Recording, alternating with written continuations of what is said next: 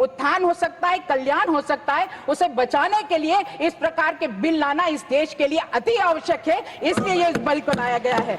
महोदय, मैं इतना भी बताना चाहूंगी कि आजकल कांग्रेस इस बिल का क्यों सपोर्ट नहीं कर रही, उसके सहयोगी दल इसका क्यों सपोर्ट नहीं कर रहे, क्योंकि तुष्टीकरण की राजनीति के चलते और वोट बैंक की राजनीति के चलते इन्होंने कभी नहीं चाहा कि सुधार हो। अंधेर नगरी चौपट राजा के नाम पर अतिक्रमणों पर इन्होंने आंख मिचने का काम किया और यह अन्याय होते देख रहा है। यह कैसा कानून है जो लोगों की जमीन छीन ले, गांव के गांव पर कब्जा कर ले? यह कैसा कानून था कि जिसकी अपील नहीं की जा सकती थी, जिसके लिए कोर्ट में नहीं जा सकते थे? यह कैसा कानून था जो संविधान से भी ऊपर इन्होंने मान लिया? इन्होंने तो वही कह दिया कि न खाता न बही, जो वक्फ कह दे वही सही, और इसी प्रकार की इनकी बातें चलती रही। लेकिन अब प्रधानमंत्री जी ऐसा नहीं होने देंगे, क्योंकि अन्याय अब देश में और नहीं चलेगा, अब भ्रष्टाचार और नहीं चलेगा, अब न्याय की बात होगी, कुप्रबंधन नहीं सुप्रबंधन की बात होगी। और आज माननीय मोदी जी के नेतृत्व में व्यवस्था, भ्रष्टाचार और पक्षपातपूर्ण राजनीति को समाप्त करने का संकल्प आया है।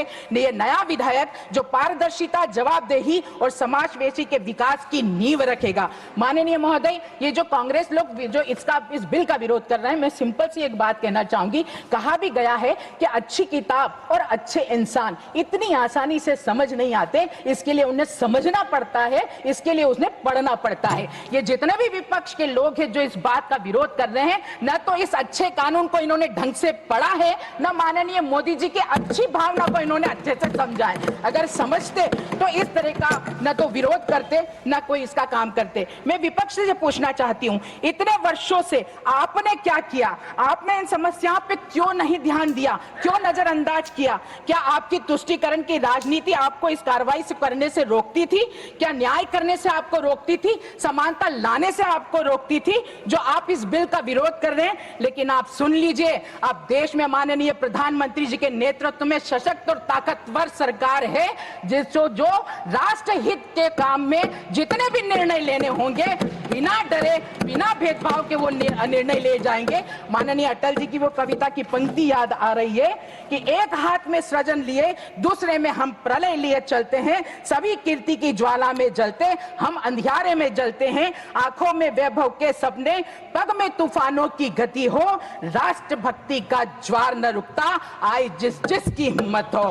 मैं माननीय प्रधानमंत्री जी को बहुत बहुत धन्यवाद देती हूँ, साधुवाद देती हूँ। इस बिल के माध्यम से बहुत सारे सुधार करने का काम माननीय प्रधानमंत्री जी ने किया है। ये धारा बिल 14 जो थी वो कैसी तुगलकी धारा थी, यानी इस धारा में जो प्रावधान था कि कोई भी संपत्ति बोर्ड ने धारा 40 में अपने यहाँ अगर दर्ज कर ली तो बोर्ड को कारण बताने की बाध्यता नहीं थी, बल्कि जिस पीड़िता की संपत्ति गलत दर्ज हो गई थी उसको यह सिद्ध करना पड़ता था कि उसकी प्रॉपर्टी कैसी। यह तो उल्टा चोर कोतवाल को डांटे। इस प्रावधान को खत्म करने का काम इस बिल के माध्यम से लाया गया है। और मैं ये बताना चाहूंगी कि इस धारा 40 को ठीक करके अब अन्य व्यक्ति की 1 इंच जमीन भी गलत तरीके से इसमें दर्ज नहीं करी जाएगी। मैं बस पूरे जो सदन में बैठे हुए लोग हैं उन्हें बस इतना कहना चाहती हूं, नए युग की स्थापना के लिए, इस राष्ट्र हित के लिए आप सब, बाधाएं आती है आए गिरे प्रलय की घोर घटाए, पांवों के नीचे अंगारे, सिर पर बरसे यदि ज्वालाएं, निज हाथ में हंसते हंसते आग लगाकर चलना होगा, कदम मिलाकर चलना होगा, इस राष्ट्र के लिए कदम मिलाकर चलना होगा। पुनः माननीय प्रधानमंत्री जी को और माननीय किरण जी को बहुत बहुत साधुवाद करते हुए इस बिल का समर्थन करते हुए अपनी बात को समाप्त करती हूँ। जय हिंद, जय भारत। धन्यवाद। श्री मस्तान राव यादव।